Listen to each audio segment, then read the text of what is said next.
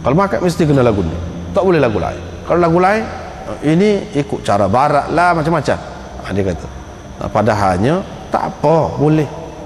Kalau tak boleh yang ni, lepas tu dia, apa ni, jual beli. Ini tak apalah, itu dalam bab dia lah.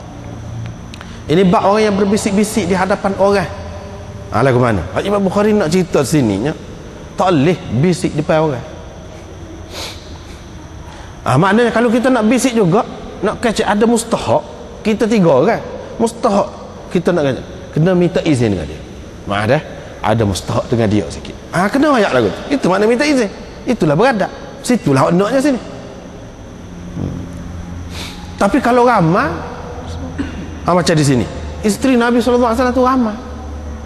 Selain daripada tu orang lain pun ada. Tiba-tiba dia bisik dengan Fatimah. Itu tak apa, pasal ramai. Itu ramai tak apa. Kalau kita ramai tempat kematian, kau tempat bewah, kau tempat apa-apa, ramai-ramai tu, lepas tu kita duduk dua-dua orang ni, duduk kecek dua, itu tak apa lagu tu. Ni kalau bertiga, ataupun tidak mesti bertiga, ikutlah mana-mana keadaan yang menyebabkan hak seorang lagi tu berasa hati, ataupun mana-mana pihak berasa hati, hak tu tak boleh, itulah tujuannya pun, tu tujuannya.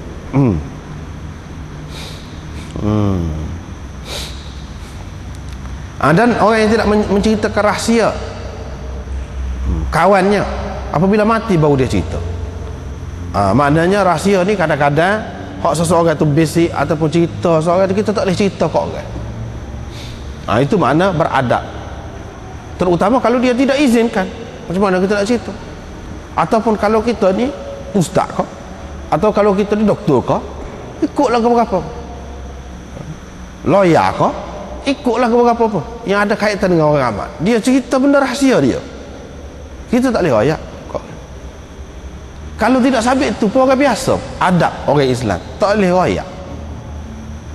Kecuali kalau dia tak apa, kalau tidak tak boleh. Ada kalanya ada kebaikan kita ceritakan, misalnya dia sudah mati dan dia pun tak apa kalau cerita. Kalau sudah mati, kalau sebelum mati tak boleh, ada kalanya begitu. Ada kalanya begitu. Lepas tu dia cerita ni, tak apalah ni hak tu jahat, hak lain-lain tu tak apa. Kita sudah banyak kali dah jumpa babul istilqa. Ini bab tidur terlentang. Boleh ke tidak tidur terlentang?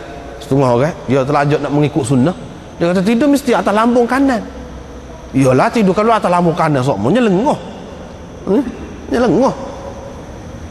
Ikutlah lagu mana-mana apa telungkup, dah kita sedap lagu tu, ikutlah. Dah kita sedap lagu tu. Cuma hak semolek yang mula-mula nak tidur tu, kita tidurlah balik kanan. Hak mula-mula mengikut sunnah, ikut lagu tu. Lepas pada tu ikutlah. Ataupun kalau kita tidak selesa begitu, boleh belaka lagu mana-mana pun. Istilqa, tidur terlentang. Tidur terlentang tu bukan tidur terlentang begitu saja, dalam masjid pula. Akak kaki, letak kaki di atas lutut. Boleh ke tidak? Boleh. Sebab ada dalam bab yang lain, dalam hadis yang lain, Nabi SAW larang. Apa makna dia larang? Lepas tu dia sendiri buat. Jawabnya, hak dia larang tu kerana ada sebab. Orang pada masa dia tu kekurangan kain, gapo semua, kain kecil, boleh jadi dengan duduk lagu tu jadi nampak aurat. Itu tujuannya. Yang ni kalau selamat, kalau tidak terdedah, tak apa, duduk lagu tu pun. Walaupun dalam masjid tempat orang ramai. Kalau di rumah kita lebih-lebih lagi lah boleh. Kalau di masjid pun itu tak apa. Dan tak payah minta izin dengan siapa-siapa. Tak payah minta izin dengan Tok Imam ke, Tok Ziak ke, ataupun Tok Bilal ke, kita nak tidur duduk lagu tu. Tak payah. Hak ni hak kita. Hak kita.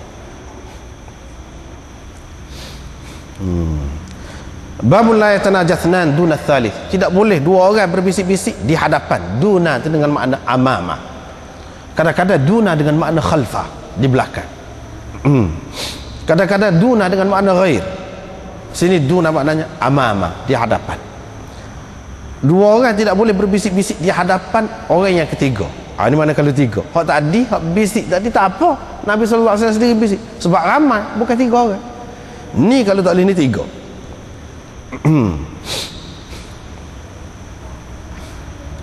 Fi Firman Allah SWT, wahai orang-orang yang beriman, jangan kamu berbisik-bisik. Apabila kamu berbisik-bisik, maka janganlah bisik untuk melakukan dosa dan melakukan kederhakaan. Jangan. Biasanya orang bisik-bisik tu, dia ada lah tu nak buat benda yang tak molek tu. Janganlah gitu lah. Kemudian di suatu ketika dahulu, orang yang nak pergi berkecek dengan Nabi SAW ni, dalam Quran ni perintah suruh bagi sedekah. Suruh bukan bagi sedekah ke Nabi, bagi sedekah ke orang lain lah dulu, baru boleh kecek. Pasal apa? Pasal apa nama ni, mudah sangat orang tu nak pergi jumpa, orang ni nak pergi jumpa, hak munafik pun nak pergi jumpa, banyak mengganggu. Jadi dengan cara menentukan sedekah lagu ni, baru boleh tahu siapa dia hak sebenarnya. Siapa dia hak sebenarnya. Kalau hak tidak sebenarnya saja dia nak mengambil masa orangnya, dia nak pergi ganggu, macam-macam juga gangguan ni. Dengan cara pergi acak kali, pergi gitu gini, jadi tak boleh nak buat kerja. Jadi dengan cara suruh bagi sedekah ni, mikirlah habis pitih ni. Tapi kalau hak betul-betul perlu sungguh, dia akan bagi sedekah, dan dia suka sedekah tu boleh pahala pula. Sedekah tu boleh pahala pula. Lepas tu memang pun dia kalau tidak perlu sungguh, dia tak pergi kecek. Kalau hak betul-betul. Jadi ini adalah salah satu langkah untuk mengelakkan, menyelamatkan Nabi SAW daripada gangguan orang-orang munafik. Setengah-setengah ulama tu dia beri kata ayat Quran ni mansuh. Hak ni sudah mansuh kata dia. Mula-mula wajib, lepas tu mansuh, jadi sunat saja, tak payah kata lagu tu. Lepas tu kalau mansuh tidak mansuh pun lah ni tak boleh nak amat dah. Mungkin Nabi SAW tak ada dah, tak boleh nak amat dah. Tapi kalau kita tengok dari sudut lain, sepuasa kata saat ni, kita nampak hikmat dia tu. Hikmat dia bukan saja-saja sewenang-wenang nak kata mansuh. Hak ni tak apalah, hak berkait dengan Nabi SAW tak ada dah. Tapi banyak lagi hak lain-lain, hak lain lagi kita nak kata hak ni mansuh, hak ni mansuh. Jadi ayat Quran ni tak boleh pakai, ada saja gitu. Hal ini tak apalah, tu bicara dalam usul tafsir. Hadis ni dia kata kalau 3 orang jangan kecek 2 orang di hadapan yang ketiga. Habis. Bab hifzis sir, menyimpan rahsia. Ada kala rahsia tu tak boleh cerita kepada siapa-siapa. Ada juga. Hak ni Nabi SAW bisik dengan Anas. Boleh jadi hak berkait dengan dia sendiri. Kalau benda ni berkait dengan agama, tak boleh susuk. Dan Nabi SAW pun tak akan bisik lagu tu kalau berkait dengan orang lain. Ini berkait dengan agama. Tapi Anas ni, mak dia Ummu Sulaim tu tanya pun dia tak ayat.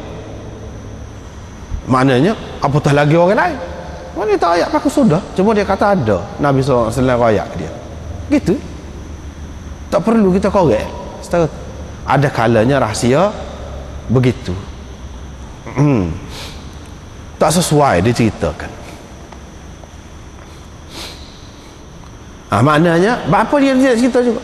Boleh jadi dia faham Nabi SAW tidak izin. Mana berkait dengan keizinan ni, berkait dengan keizinan, bab izin. Lepas tu kalau lebih daripada 3 orang tak mengapa, bisik-bisik. Lebih kurang hal tadi juga. Abdullah bin Mas'ud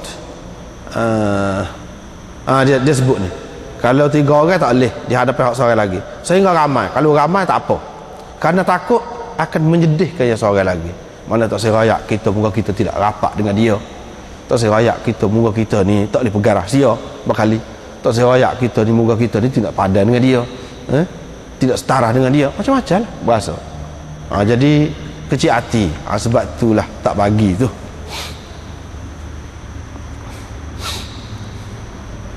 Seterusnya Abdullah bin Mas'ud bisik dengan Nabi SAW. Bisik ni tadi dia kata Nabi SAW duduk di kalangan orang ramai. Tak apa, pasal bukan 3 orang ramai, dia pergi bisik dengan Nabi SAW, tak apa. Sudah banyak kali dah kita jumpa hadis ini. Babutulin najwa, ini pula lama bisik. Tak apa kalau lama bisik, tak apa kalau perlu lama. Kemudian